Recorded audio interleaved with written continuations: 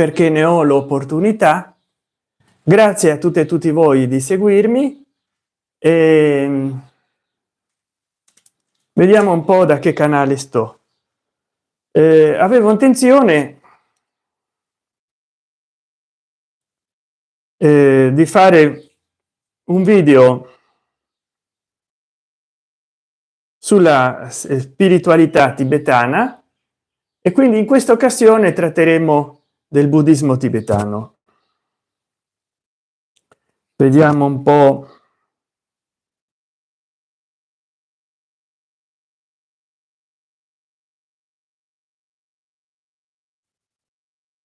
Vediamo, scusate che ecco qua che sto in live.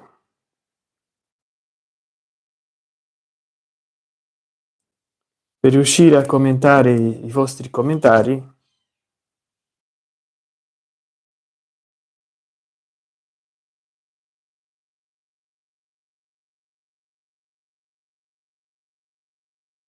e c'è anche nelle live la pubblicità. Allora, l'altra volta mi avete fatto un sacco di domande quando ho parlato in una live o in un video, non so se era un video e non una live, una premiere del Bardo Todol. È stato un amico che poi mi ha dato un super grazie e vi ricordo che se voi volete aiutarmi a portare avanti i progetti in questo canale, potete comprare sotto i miei video un super grazie e chiedermi di trattare dell'argomento del quale sto trattando in quel video, perché ho fatto video dal 2013, quindi molte volte non mi ricordo di cosa parlo nel video. Ma se voi comprate un super grazie, io vado a riascoltare tutto il video, duri anche 2 ore, e poi gli darò un seguito. E poi mi raccomando, abbonatevi al canale se potete, partecipate nella chat con super chat e sticker, e se non potete comunque dategli un like ai miei video e condivideteli e commentateli. Adesso che ho finito questa introduzione quasi di obbligo, mi raccomando, niente, se avete delle domande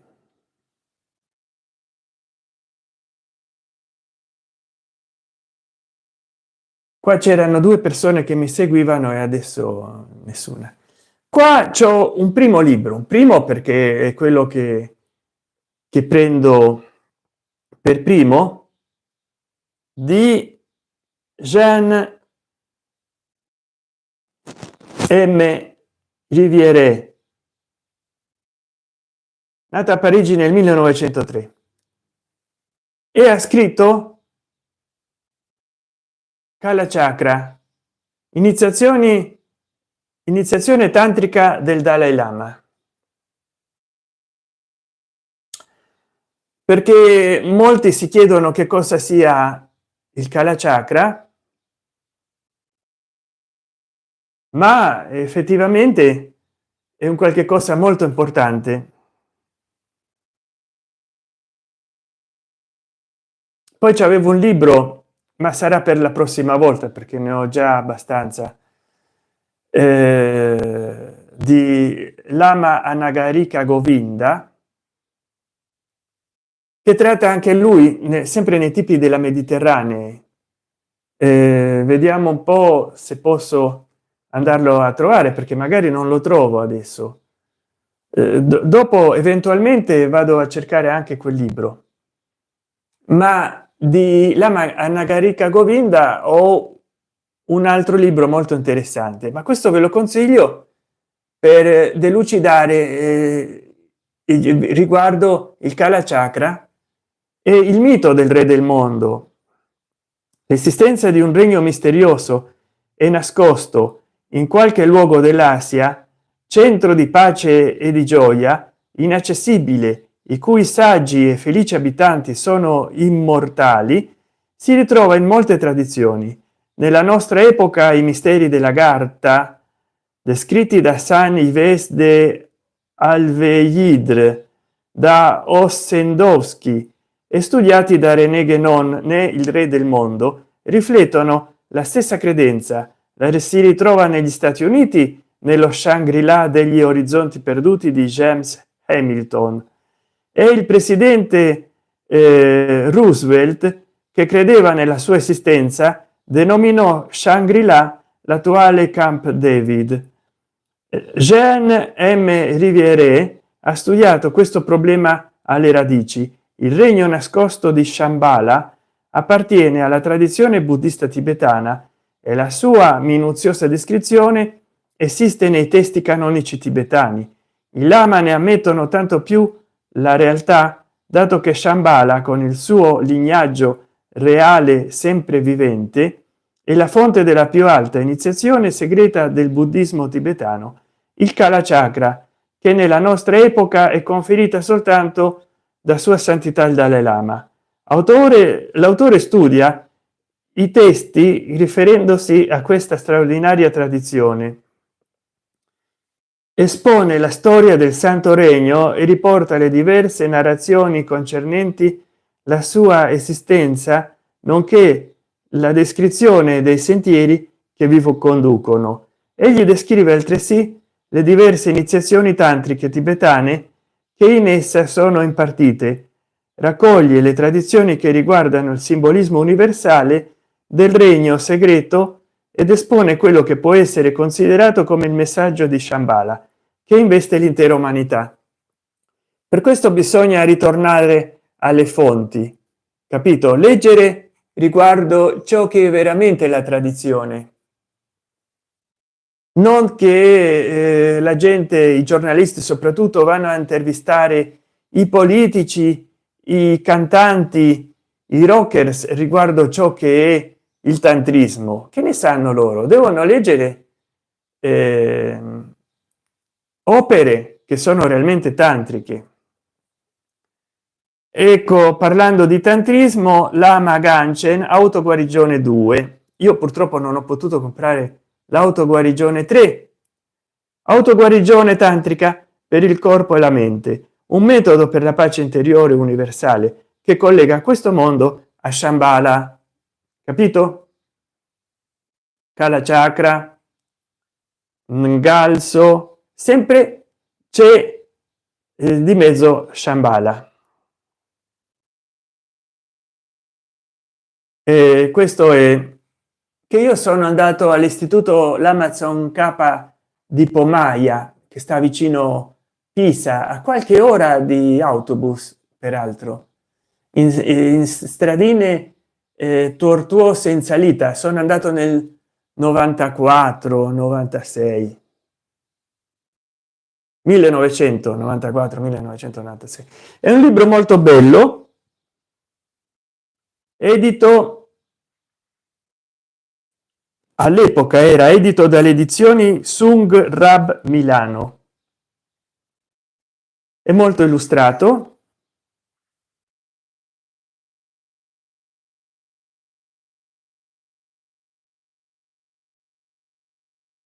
è riccamente illustrato. Anche il testo, la pronuncia in tibetano, perché logicamente non è che c'è la scritta in tibetano, bisogna saperla leggere, ma la pronuncia in tibetano è marcata in nero scuro, e poi c'è la traduzione, e poi ecco come qua, no?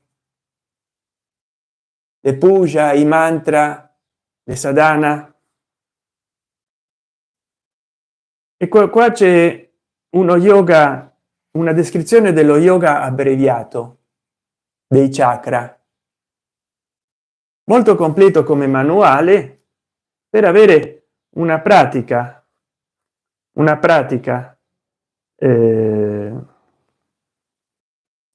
molte illustrazioni anche a colori per avere una descrizione molto accurata di quella che è anche lo yoga posturale, con i mudra, a che servono all'interno della pratica del buddismo tibetano, che collega questo mondo a Shambhala. Tutti i mudra, i mantra da pronunciare stando nella posizione semiloto o loto, dipende come uno possa, anche con gambe distese davanti al corpo, che i piedi si toccano, perché l'importante è che la posizione del loto serve per mantenere eretta la colonna vertebrale, ma se tu non riesci a incrociare le gambe neanche in un semiloto, allora distendi le gambe davanti a te o mettiti in ginocchio nella posizione zazen del buddismo zen, che poi in Giappone ci si siede in zazen e non è necessariamente una posizione meditativa.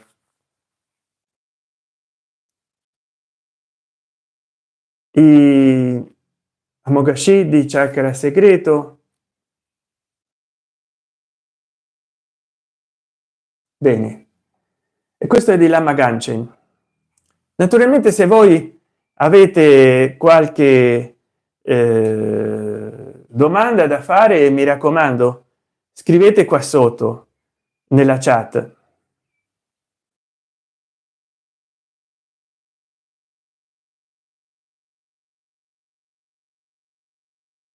Io intanto ho ricevuto un like, però non ho nessuna domanda. Adesso sono calate a 3 le persone. Qua c'è di guarigione definitiva, il potere della mente di Lama Zopa Rinpoche, che adesso pure lui purtroppo, come Lama Ganchen, non ci sono più su questo piano dell'esistenza. E per usare questa formula non ho dovuto dirne un'altra che a YouTube non piace agli algoritmi e mi avrebbero forse chissà che cosa, perché le parole negative non si possono utilizzare. Allora questo è molto importante perché autoguarigione spirituale meditativa. Albert Einstein diceva che in generale gli esseri umani utilizzavano solo il 10 o 15% delle loro facoltà cerebrali. Se questo dato è importante per la vita quotidiana, quanto sarebbe utile se nella malattia le persone utilizzassero maggiormente le loro capacità mentali? Di fatto in Occidente la medicina allopatica propone cure che spesso fanno scomparire solo i sintomi senza curare realmente il disturbo. Corpo e mente vengono considerati come entità separate. Inoltre nella malattia il ruolo della mente è assolutamente non previsto. Nei 14 secoli di storia della medicina tibetana, strettamente legata al messaggio del Buddha, la mente ha sempre avuto una importanza fondamentale per qualsiasi cura. In questo libro Rinpoche, oltre a narrare straordinarie storie di guarigione a cui la scienza non sa dare spiegazione, propone numerose tecniche e pratiche di meditazione per mettere a frutto in modo totale il grande potere curativo della mente. Comunque io vorrei dire al margine che questa è un'opera molto interessante che ci ha lasciato Lama Zopa Rinpoche, perché lui poi si è ammalato ed è andato a migliore vita, quindi cioè avrà ricorso alla medicina allopatica, non si sa. C'è questo mino blu che è un Buddha, hai capito? Però ecco, tutte queste cose bisogna prenderle con le pinze. Io non ho mai praticato nulla che sta qua. Considero che la meditazione realmente aiuti a sbloccare la mente, forse anche il cervello, ma non farei mai a meno di andare dal medico, di farmi ricettare medicinali se ne avessi bisogno. Certo, non bisogna neanche medicarsi quando non se ne ha bisogno, ma io non rinuncio a una cura medica per meditare. Più che altro considero queste cure meditative come possibili complementi terapeutici di cure medicinali. Quindi bisogna andare dal medico, farsi dare i medicinali e poi naturalmente se tu vuoi meditare, se ti fa bene, se ti senti contento, mediti. Io non ho mai meditato per problemi di salute e non me ne ha mai mancato, quindi non se ne vogliano quelli che vanno contro l'assegnazione dei medicinali e meditano soltanto. Per me fanno male. Comunque, detto questo, la meditazione può supportare la cura tradizionale moderna, tradizionale, sì, può essere da supporto, ma non bisogna mai sostituire le cure con i medicinali con la meditazione. perché sarebbe una sciocchezza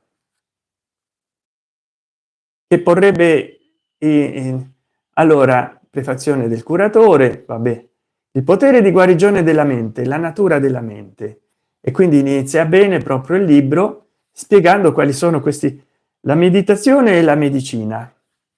Beh, effettivamente quando uno medita può fare dei cambi nel pensiero. Giorgio Scano, sera Sant'Enchan, buonasera Giorgio Scano, scusa che leggo solo adesso, come stai Giorgio Scano?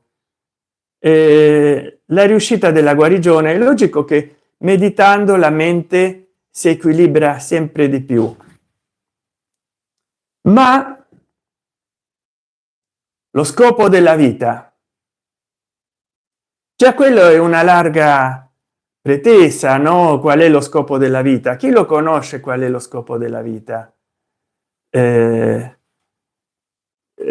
Poi la natura della compassione. Ecco, vi ricordo, se voi avete empatia, di sponsorizzare il mio canale. Sotto un mio video comprate super grazie, partecipate con una super chat in questa chat o comprate sticker, e se potete abbonatevi al canale. Io adesso ridurrò il prezzo degli abbonamenti che sono stati fissati così per quando li ho attivati, perché mi sembrano un po' alti, in modo che tutti si possano abbonare al mio canale. Poi vabbè, qua purtroppo non c'è un elenco con i titoli, perché è possibile sviluppare la compassione, il potere di guarigione della compassione. Certo, che tu hai compassione per gli altri ti fa bene anche a te, come la generosità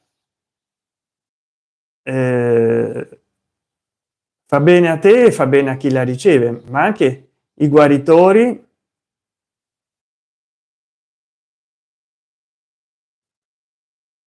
ogni cosa deriva dalla mente, dalle proiezioni mentali. Coltivare pensieri belli o brutti influisce sul funzionamento della mente. Poi un altro capitolo, e ve lo sto spoilerando solo per i titoli. La 9, la malattia è solo una designazione mentale. Beh, questo dai, su, non si può credere, ma come se questo, io dissento da questo capitolo, lo strapperei dal libro. La malattia è solo una designazione mentale, cioè una denominazione, non esiste la malattia, no? Allora bisogna andare negli ospedali per vedere quanti pazienti ci sono tutti malati immaginari? No, no, dai. E questo capitolo 9 non lo leggete, è una cavolata cosmica. Non voglio usare paroline perché altrimenti YouTube si arrabbia. 10, ogni cosa deriva dalla mente tramite il karma. Prima aveva detto che ogni cosa è frutto della mente, se non mi sbaglio. Ogni cosa deriva dalla mente, dalle proiezioni mentali, cioè da quello che noi ci aspettiamo dalle cose e ci proiettiamo sopra. Z è una designazione. Quando da piccoli stavamo imparando l'alfabeto, come vi appariva la particolare figura Z prima che vi venisse insegnata? Vedevate semplicemente le linee e non una Z. Per quale ragione? Perché non avevate ancora imparato a disegnare quella figura come Z e a credere che fosse una Z. Solo dopo che uno dei vostri genitori o insegnanti vi disse questa è una Z e voi gli avete creduto, in quel momento avrete disegnato. Quindi se tu ti rifiuti a credere che hai una determinata malattia, quella malattia per te non esiste. Oppure che hai una frattura multiple di osso, di cranio magari, se tu ti rifiuti a crederlo non esiste. Ogni cosa deriva dal karma, già l'ho detto prima. 11, trasformare la malattia in felicità. Ah dai, su, era da me l'hanno non so se l'ho comprato io nell'istituto l'Amazon K o me l'hanno regalato. Credo che me l'hanno regalato, perché sarebbe bello che si fossero firmati. Io credo che non l'ho comprato. me l'hanno regalato, che conoscevo una donna che l'ho conosciuta attraverso le mail i primi 5 anni del 2000. Ci scrivevamo, lei mi mandava libri. Trasformare la malattia in felicità, ma dai, su, per quanto mediti, insomma, come accettare i problemi con l'accetta. No, e per forza ti devi rassegnare, così gli accetti i problemi. I benefici della malattia, addirittura, oh, qua se va giù, i benefici della malattia. E certo, io conoscevo una impiegata di un ufficio pubblico che si metteva in malattia, i benefici della malattia. Oh, lei lavorava nella periferia di Roma, viveva nella periferia di Roma, non so adesso dove lavorasse, in quale officina. I benefici di stare in malattia era che non andava al lavoro, era pagata la malattia, siccome era un po' raccomandata, e andava a passeggiare fino a Anzio a comprarsi il pesce, e poi andava a fare quello che gli pareva. Tanto anche il suo principale si dava in malattia 4-5 giorni magari al mese o alla settimana, e poi lavorava gli straordinari, pagati gli straordinari con le tasse di tutti noi, perché era un impiego pubblico, per fare il lavoro che non faceva durante la malattia, in cui era sufficientemente sana come per andarsene in giro. Quindi i benefici della malattia saranno quelli, non so, di non dover timbrare il cartellino ogni giorno prendendo lo stipendio, e invece di rimanere a letto a guardare la tele, te ne passeggi, vai in montagna, vai al mare, vai a fare la spesa, ti compri un cellulare. L'essenza della guarigione è la pratica del prendere e dare. Mi immagino prendere e dare salute. Il prendere, scambiare se stessi con gli altri,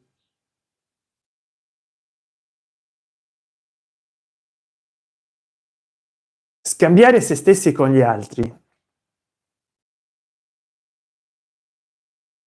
Immagino che si tratta di prendere o dare salute, e questa è una cosa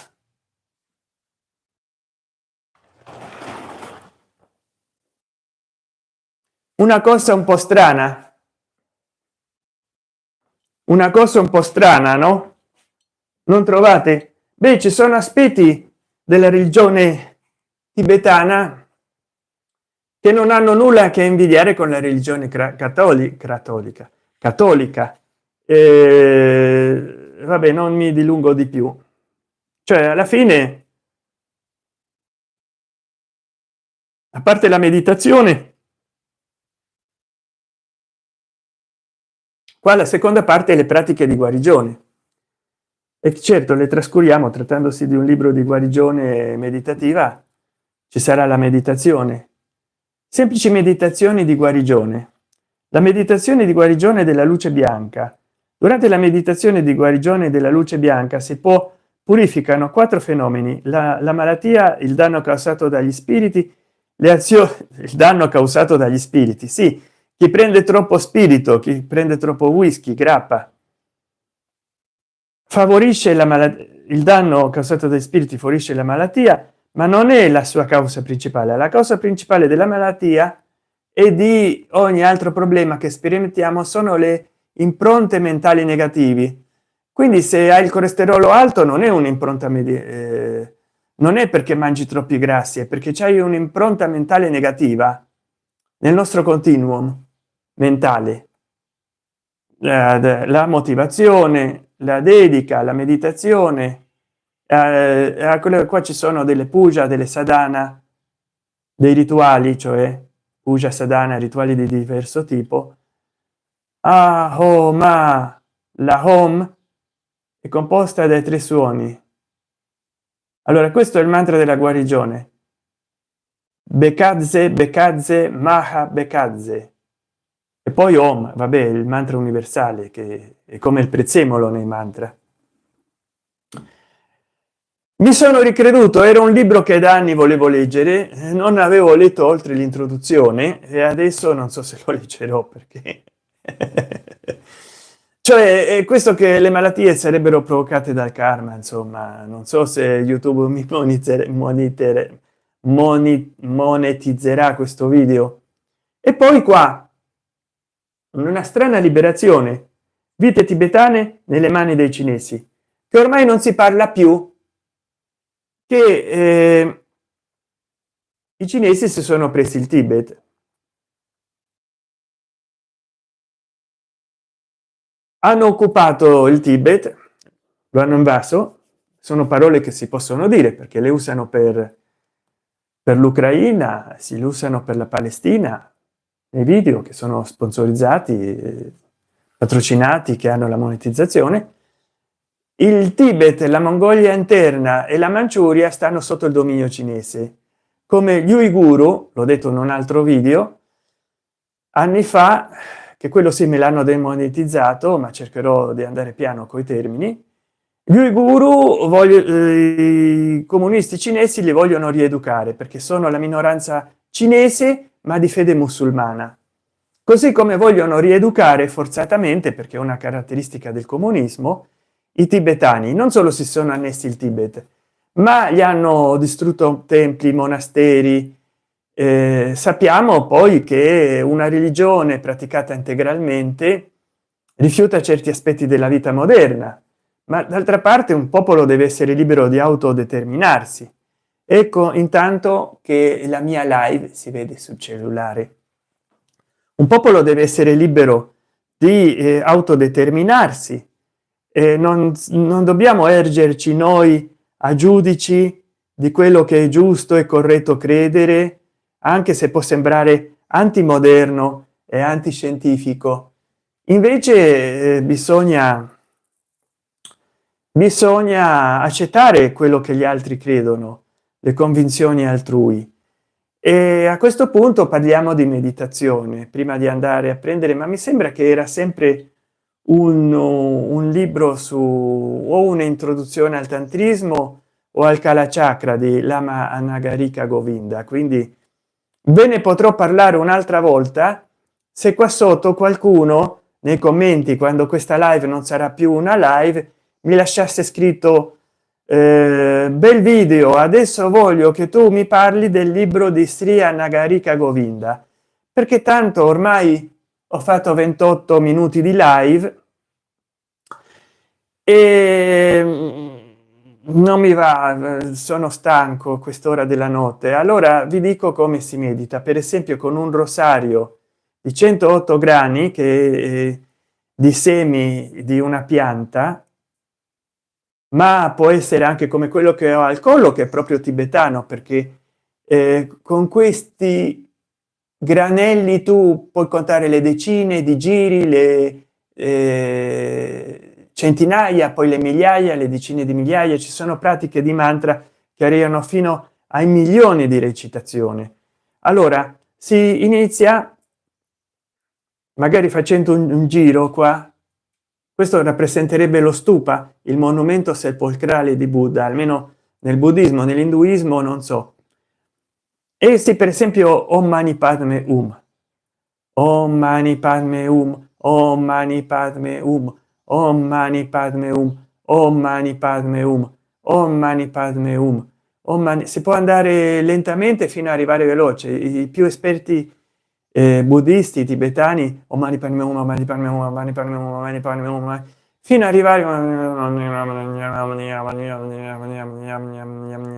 fino ad arrivare a la pronuncia sussurrata e addirittura la pronuncia mentale. Adesso, per evitarci 108 recitazioni, avrei potuto dire Om, però quando arrivo al finale, Om Mani Padme Hum, Om Mani Padme Hum, Om Mani Padme Hum, Om Mani Padme Hum, Om Mani Padme Hum, Om Mani Padme Hum, Om Mani Padme Hum, Om Mani Padme Hum, Om Mani Padme Hum, Om Mani Padme Hum, in segno di rispetto a questo granello messo a parte con il ciuffo che rappresenterebbe lo stupa di Sakyamuni Buddha, oppure della Tara Tara verde, Tara bianca, o del bodhisattva o del maestro spirituale a cui dedichiamo il mantra, giriamo intorno, cioè sarebbe l'equivalente di girare per non passargli davanti, e facciamo così e continuiamo Om Mani Padme Hum, Om Mani Padme Hum, Om Mani Padme Hum.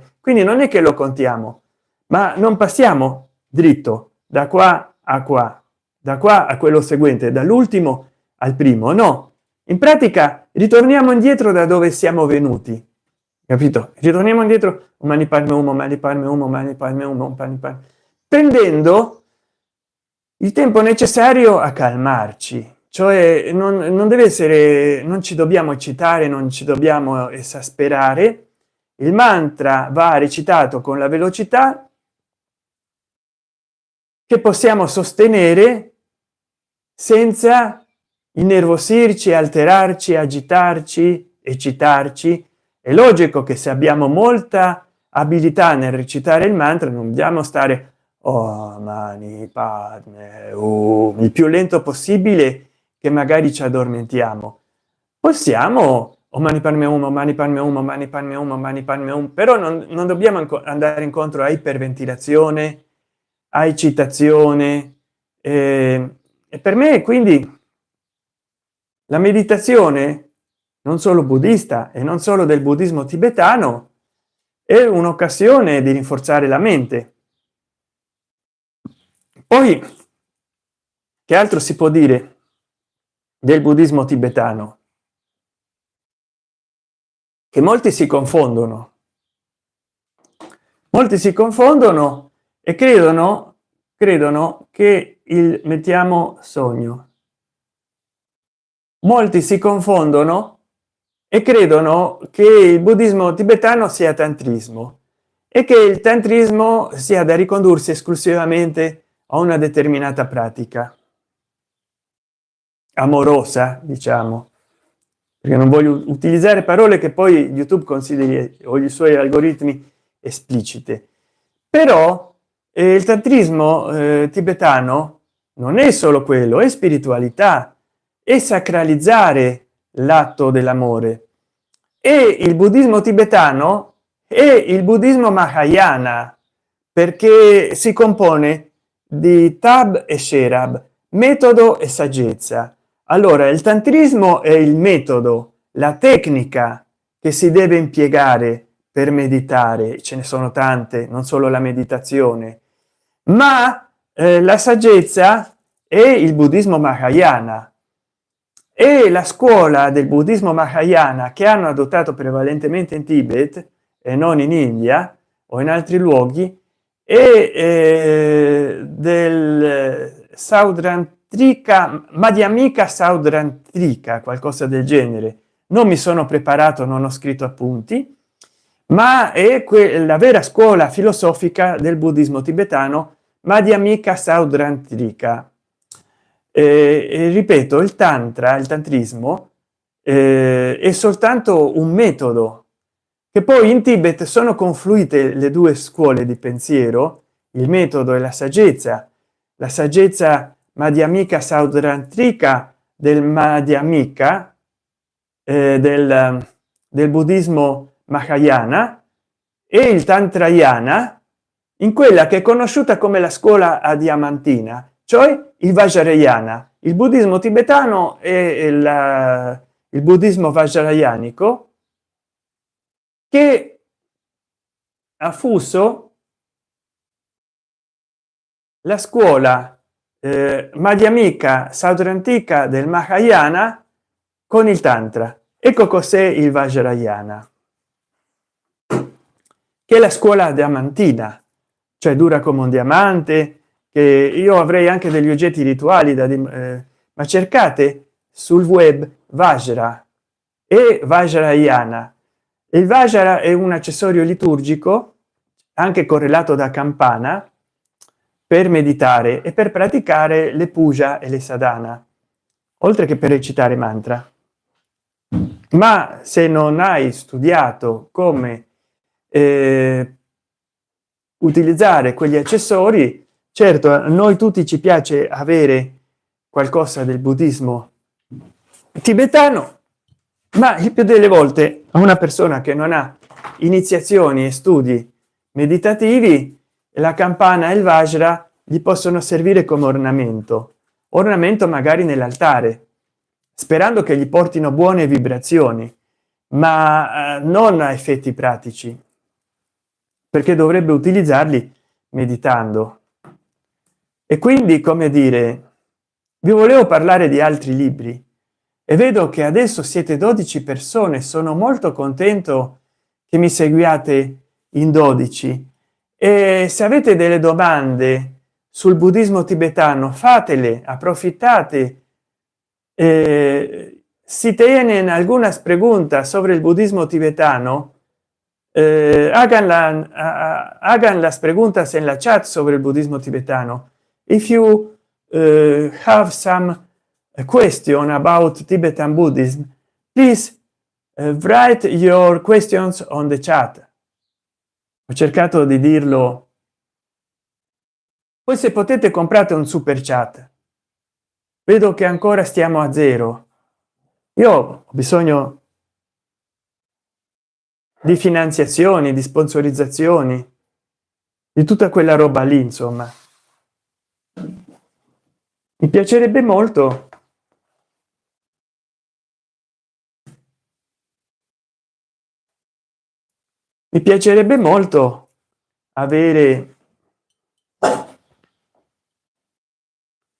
avere diciamo l'opportunità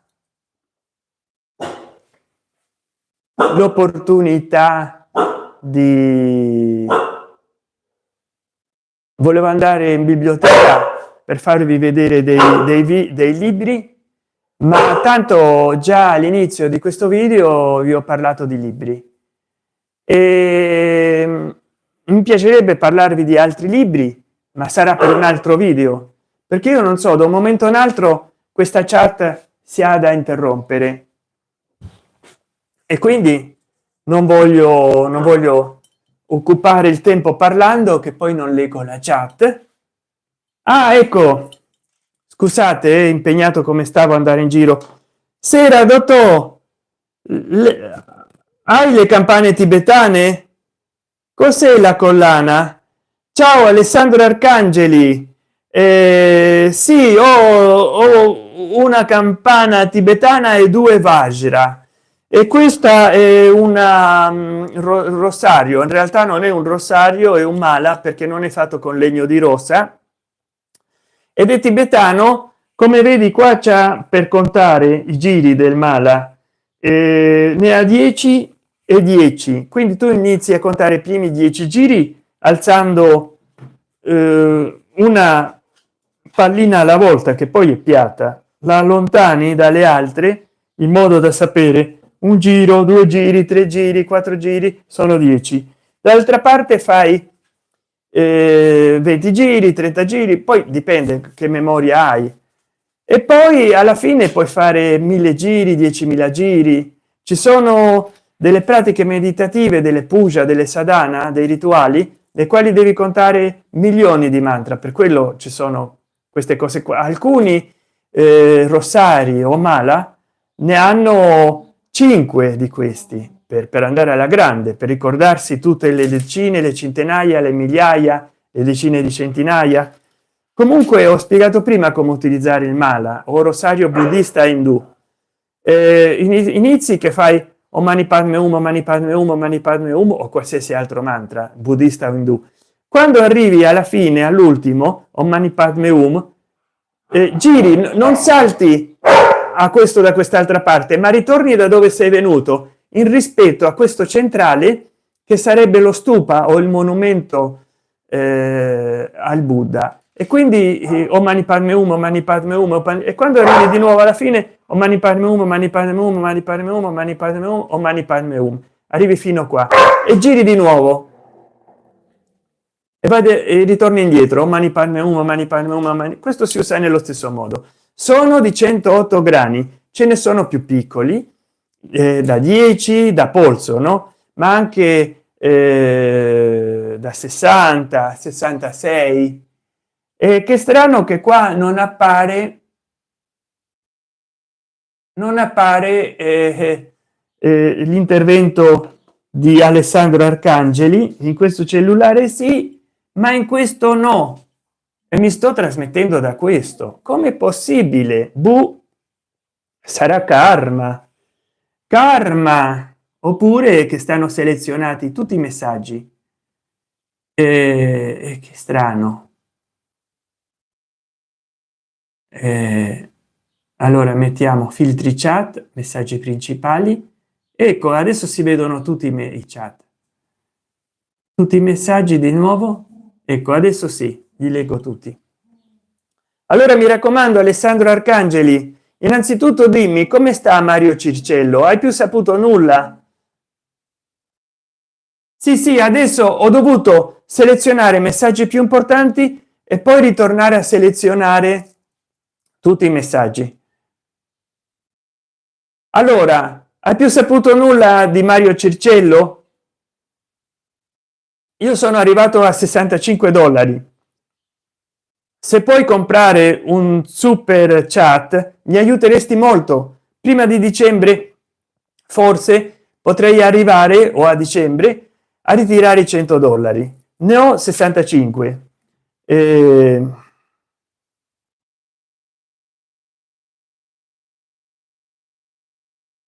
Vediamo, ecco qua, l'ho fatto. Ah no, ne ho 72. Quindi voglio dire, se chi mi ascolta adesso può mettere la differenza, YouTube paga i 100 dollari e qua ne ho 72,24, quindi mi mancano più di 25, mi mancano 27-28 dollari per andare a ritirare 100 dollari.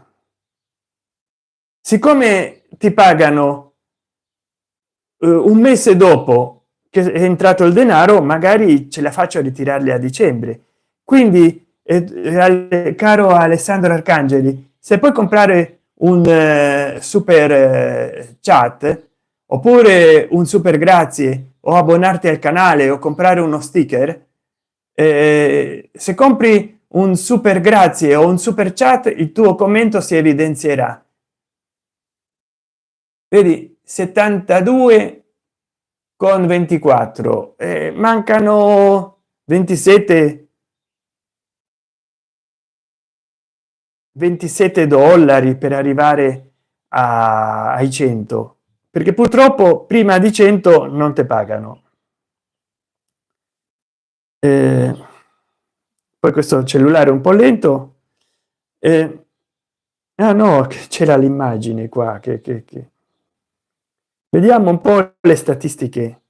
Alessandro Arcangeli, Mario il nulla, sparito, quasi quasi volevo contattare la figlia. Sì, contattala per favore, fammi sapere. Sono molto preoccupato perché lui in un video, in uno degli ultimi video, ci ha detto che voleva preparare psicologicamente la figlia perché qualcosa gli poteva essere successa. Io spero di no, ma se lui arriva a dire una cosa del genere vuol dire che se la sente. Insomma, è un qualche cosa che mi spiacerebbe gli fosse successo qualcosa, veramente. Mi spiacerebbe molto, perché eravamo molto amici, anche facendo delle birbonate, ti ricordi? Facendo delle birbonate eravamo molto amici, e mi spiacerebbe molto che gli fosse successo qualcosa. Non vorrei che fosse questione di karma, capito? Non posso pronunciarmi perché gli algoritmi non vogliono parole negative, ma e poi se mi puoi aiutare, Alessandro Arcangeli, diffondi questo video in It's.com, in Facebook, nella community di YouTube, del tuo canale di YouTube.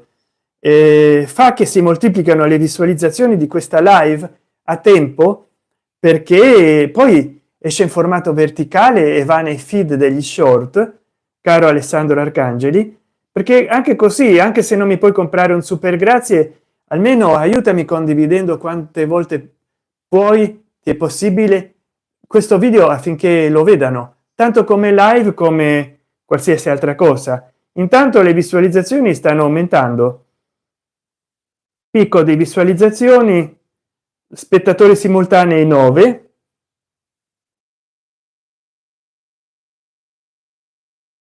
e dicevo la meditazione, più in là degli effetti terapeutici o di guarigione che si suppone che abbia, ti porta la mente ad andare al di là della mente, a fissare l'attenzione su quello che viene definito il nulla, ma il nulla metafisico, non la negazione del tutto, non l'assenza del tutto, ma uno spazio che va al di là dello spazio, un tempo che va al di là del tempo. Nell'istante presente si va al di là dello spazio e del tempo, e la meditazione quindi ci rende più grandi, ci rende più maturi, più coscienti della nostra finitezza, come in fondo possiamo essere famosi nelle reti sociali e tutto quanto quello che vuoi, ma usciamo in strada e agli altri il più delle volte non frega, non può fregare di meno di noi. Miseria, te la ricordi la ramanzina lavata di capo? Sì, sì, me lo ricordo che lui andava a fare uscire ed entrare i cani, e a un certo punto si mette a leggere la chat e c'era certo Tito che mi insultava, e io che continuavo a ripetere: mi raccomando, guardate i miei video, commentateli, condivideteli, dategli like, iscrivetevi al canale, condivideteli. E lui ha detto basta, non sta bene, non piace, non è bello. Dirlo una volta, dirlo due in una live va bene, ma ogni volta commentate, guardate i miei video, condivideteli, in ogni live 20-30 volte. Poi le sue live comunque duravano 5 o 6 ore, 8 ore. Che cosa voleva? Che uno ogni ora non lo dicesse? Ogni mezz'ora, ogni 10 minuti? E vabbè, allora da quel momento non l'ho più detto, perché effettivamente come massimo lui in 5 ore aveva 200-300 persone che lo seguivano, non poche, perché faceva molte ore di visualizzazioni e non aveva monetizzato il canale. Però alla fine erano sempre quelle 200 persone che leggevano la mia chat, quindi per più che io dicessi non ottenevo mai risultati, anzi forse ottenevo il risultato contrario. E sì, me lo ricordo, grande Mimmo Circello, però ci divertimmo molto. Anche lui mi disse, una amica che adesso non mi ricordo il nome, mi dedicò, Samantha credo che si chiamasse, mi dedicò dei video parodici su di me, molto divertenti. Peraltro mi disse che lui colse il pretesto per andare a vedere Sanremo, quindi il grande Mimmo Circello, filosofo, con il pensiero alternativo, contro il sistema, che guardava Sanremo, un programma che più conforme al sistema non si può. Lui che era antisistema guardava Sanremo, una contraddizione in termini. È come dire che si è contro il sistema e poi si guarda il calcio, le partite di calcio, che sono la strumentalizzazione del famoso lemma lapidario latino pane e circo, no? Il calcio è quello, è il circo delle persone, dei poveri, non è nient'altro. E quindi guardare il calcio quando è Sanremo, quando si è antisistema come Mimmo Circello, di sinistra e tutto quello che vuoi, antiglobalizzazione, antifinanza, antifa, tutto quello che vuoi, e poi mi cadi, come direbbe Mike Bongiorno, giusto su Sanremo, che più pane e circo di quello non c'è, mi cadi giusto sul calcio che più pane e circo di quello non c'è, mi cadi su certa musica che più pane e circo di quello non c'è. Ma allora dove mi cadi? Non te lo dico, non te lo dico, ma uno se lo può benissimo immaginare che certe manifestazioni sono anticulturali e lui, circondato dai libri come a volte mi circondo io dei libri, era dipendente da queste manifestazioni inculte, perché ormai, diciamolo la verità, il Sanremo in bianco e nero c'aveva un certo fascino, certe canzoni che sapevano di essere pop, cioè popolari, per il popolo, certe canzoni che non volevano essere colte, erano canzoncine, eppure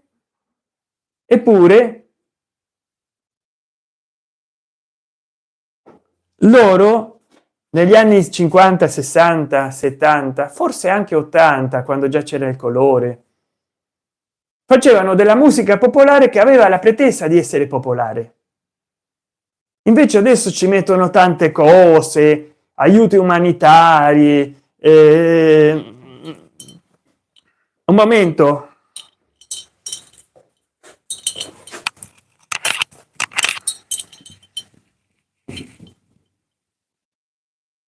Aiuti umanitari, queste cose qua,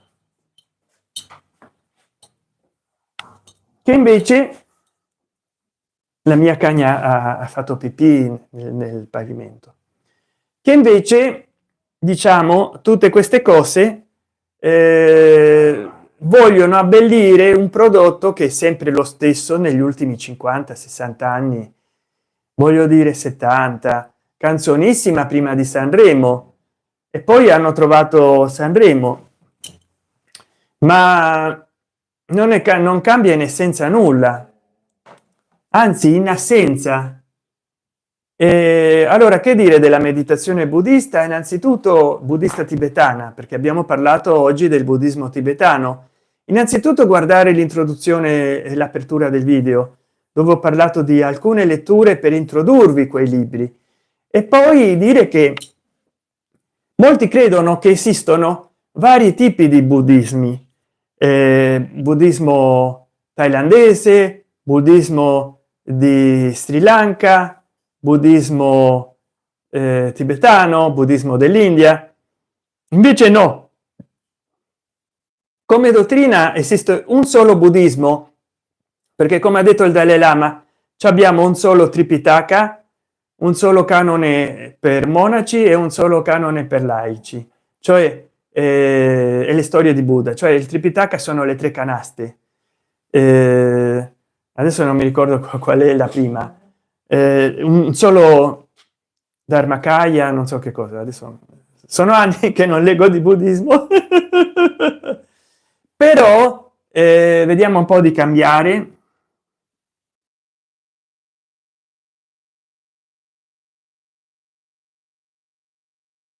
Però un'altra cosa sono è l'interpretazione dottrinale buddista, quindi sì, ci sono molte scuole di pensiero, il buddismo ha più di 2600 anni, e quindi negli ultimi 2600 anni in vari luoghi e in vari tempi sono fiorite e anche si sono estinte o si sono trasformate molte scuole di pensiero buddista. Quindi è lì che casca l'asino quando qualcuno dice che ci sono buddismi differenti. No, il buddismo è sempre lo stesso, è come un oceano, che è un vasto oceano, anzi tutti gli oceani hanno la stessa acqua, però si differenziano a seconda di dove si trovano e a seconda del tempo che fa. E quindi il buddismo tibetano si differenzia soprattutto per determinate scuole di pensiero che riflettono caratteristiche socioculturali differenti. Anche vari studiosi che sono nati in Tibet o che sono andati a insegnare in Tibet dall'India e avevano le loro realizzazioni personali differenti. invece molte volte si sta parlando di differenziazioni socioculturali scolastiche, non che è un buddismo differente quello del Tibet, in sostanza tanto nell'isola di Ceylon, cioè Sri Lanka, come in Tibet, in India, che poi in India ci sono tantissime scuole buddiste, ci sono state nel passato, si insegna lo stesso, cioè il triplice gioiello, aspetta, mi sono scordato tutto, i tre, i quattro sentieri.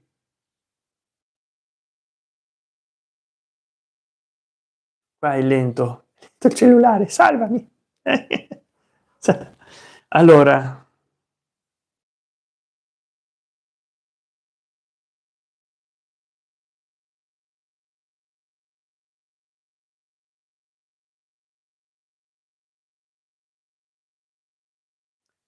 i tre aspetti, le pratiche che viene insegnata prevede tre elementi fondamentali che vengono definiti gioielli o rifugi. Il primo è il Buddha, cioè il maestro, colui che indica la via. Il secondo è il Dharma, l'insegnamento della meditazione e l'amore universale. Il terzo è il Sangha, cioè la comunità. Questi sono i tre gioielli o rifugi del buddismo. Poi naturalmente vengono i quattro,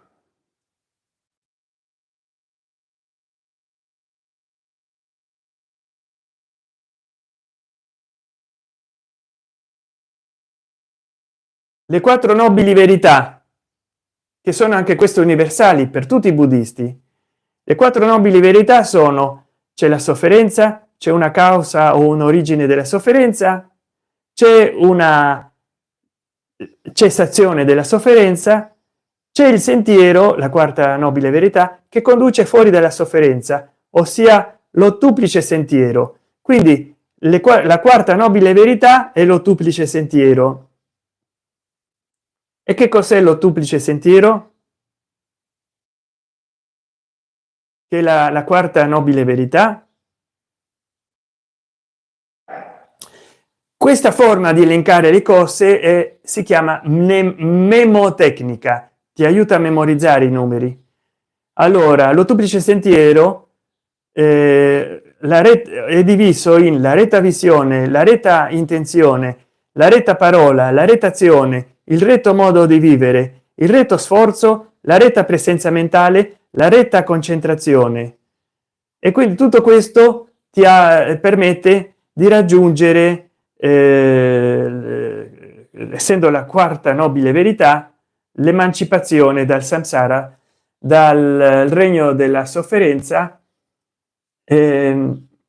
fuori dalla sofferenza, fuori dal samsara, e raggiungere il nirvana, che non è un luogo geografico, ma è uno spazio,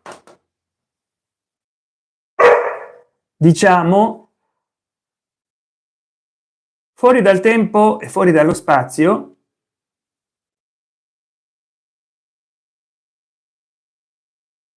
dove la gente cessa di soffrire e vive in uno stato di beatitudine, perché ha raggiunto il nirvana o il paranirvana, che sarebbe il nirvana definitivo.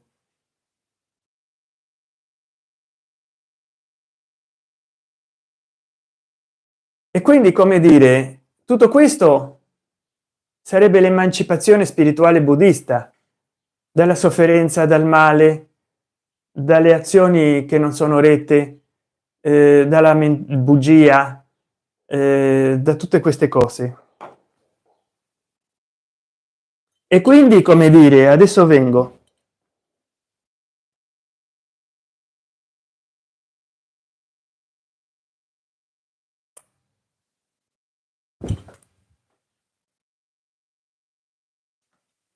Quindi, per evitare di cadere nell'ignoranza, nel male, nella sofferenza, bisogna praticare le paramita, e a questo vengono in ausilio, viene in ausilio il Vajrayana, e bisogna praticare la compassione, che è karuna in sanscrito. E come dire, è molto interessante, certo, ma riguardo quello che ho letto da un libro nell'introduzione, io non sono d'accordo con l'autore, per quanto sia un geshe, un traduttore di testi sacri, che bisogni il libro si tratta di questo, di Lama Zopa Rinpoche, non so se era un geshe, credo di sì, che lui in pratica qua dice che già con la meditazione ti guarisci. In realtà io non sono d'accordo, perché che sia una sensazione la malattia in termini concettuali passi pure, ma ammesso e non concesso, perché in termini pratici no. La malattia è un fenomeno che purtroppo è brutto, ma esiste. Se no basti fare il giro di qualsiasi ospedale nel mondo, capito? E bisogna quindi darci un taglio con certe fantasie, perché veramente altrimenti si scade quasi nel ridicolo. E io lo dico da ammiratore del buddismo, soprattutto tibetano, ma questo non ci autorizza a credere che basti un po' di autoguarigione attraverso la meditazione per ovviare a qualsiasi inconveniente di salute anche serio, perché lo stesso autore del libro di cui prima testé vi ho parlato sembra essere passato a un altro piano dell'esistenza o a miglior vita, oppure sembra che ha raggiunto il paranirvana, il nirvana definitivo, proprio dovuto a delle malattie, delle complicazioni di salute. E avrà meditato, non avrà voluto meditare, come mai, come mai? Mi domando io. Allora, se la meditazione aiuta a guarire, lui non si è guarito, non ha meditato abbastanza. Com'è possibile un lama tibetano che meditando non guarisce, se tutto è frutto della mente, come dice nel libro? E quindi sono un po' scettico. Io non è che accetto tutto in toto, in loto. Io vado dal medico, vado agli ospedali, prendo le medicine allopatiche, e vi raccomando anche a voi di prendere i medicinali, di andare dal medico, di fare delle consulte. La meditazione è complementare, ma non è neanche alimentare. Quindi te ti immagini che non si può basare tutto sulla meditazione e dire: ah, medita che ti passa. No, ci sono cose che sì, problemi di ansia leggeri, insonnia, di sicuro meditare, recitare mantra con o senza il mala ti fa bene, ma problemi seri di salute no, non si gioca con la salute. Quindi se vi dicono che ci sono delle terapie alternative, prendetelo con le pinze, e se in più vi dicono che queste terapie alternative sono meditative, allora dovete avere dei forti dubbi, a meno che i vostri malesseri non siano una insonnia passeggera, cose che magari andate dal medico e non sono di una certa gravità, e allora invece di prendere un medicinale di vendita libera in farmacia, vi fate una tisana o meditate. Riguardo un'ansia molto leggera, meditate. Invece, per quanto riguarda cose più pesanti, dovete andare dal medico. Ecco, questa è una cosa che ribadisco.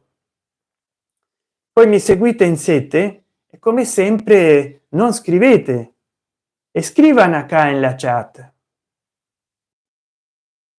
Vediamo un po'. Già ho 351 visualizzazioni,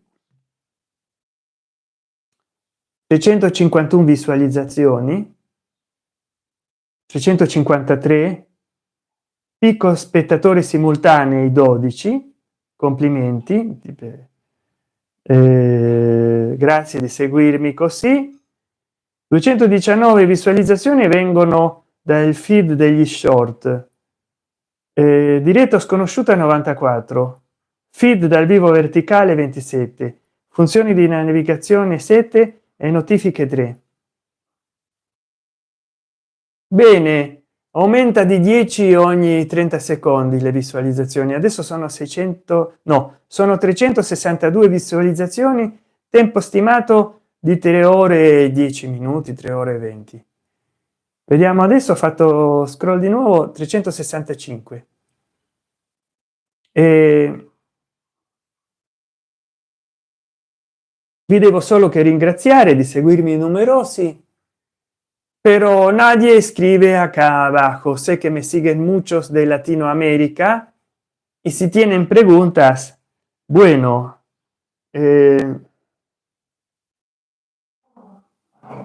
yo les contesto.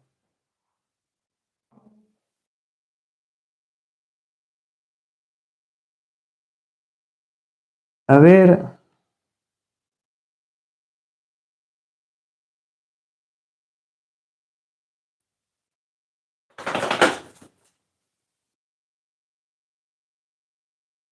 a ver un poco.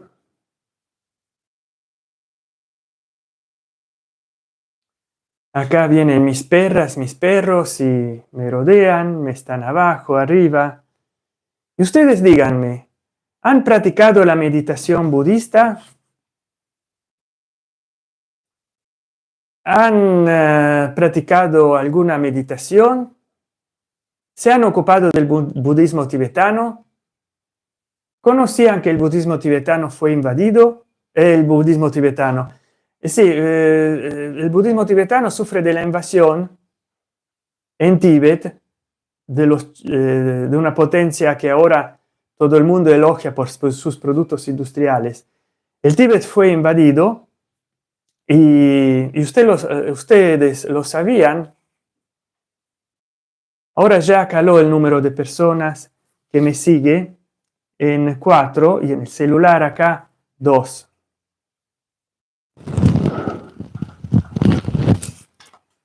Y no sé, yo he hablado lo suficiente, he hablado de todo y quiero alcanzar por lo menos las 400 visualizaciones, 384 visualizaciones, pero ahora ya son en 8 y no supero el pico de las 12 personas del vivo. Mis perras entran y salen y comen algo del piso y yo nunca sé qué es lo que comen. 387. Quiero hacerles ver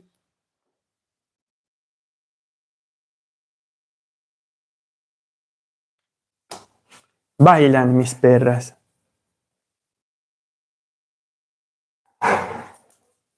Ahora no, ahora se soltaron porque mis perras bailan.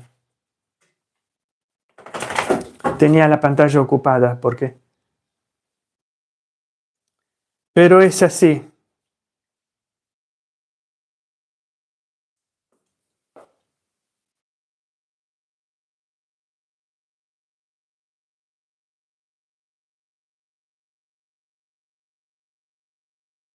Es así. È così, ve lo dico io, è così. Ah, yeah. Io parlo e le mie cagne mi saltano addosso. Eccole qua. Vi piacciono le mie cagne?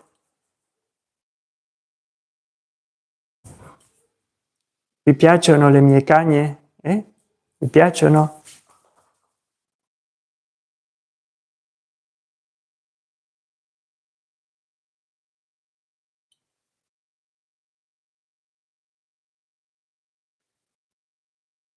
Solo che peccato che vogliono sempre saltare.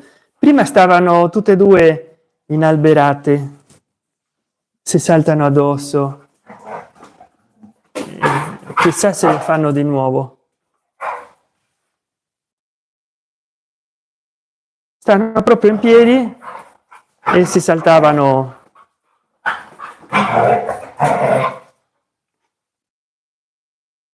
Gli piace molto giocare così. Gli piace giocare.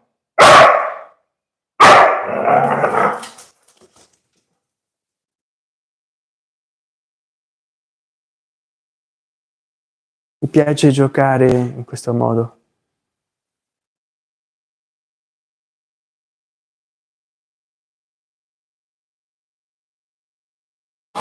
Però ecco, se io scompaio qua se ne va a farsi friggere la live.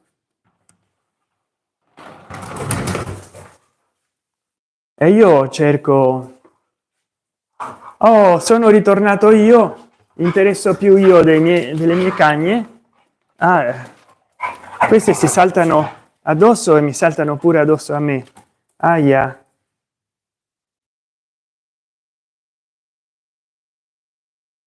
Adesso devo interrompere, ma vi farò vedere, come ultima cosa vi farò vedere il mio altarino buddista. Lo vedete qua, il mio altare buddista? Eccolo qua. La prossima volta vi parlerò anche dell'altare buddista. Grazie per avermi seguito tutto questo tempo. Ho fatto un'ora e quasi 12 minuti. Fate delle donazioni al canale, comprate super grazie, abbonatevi e condividete i miei video, mi aiutereste moltissimo. Ciao, grazie.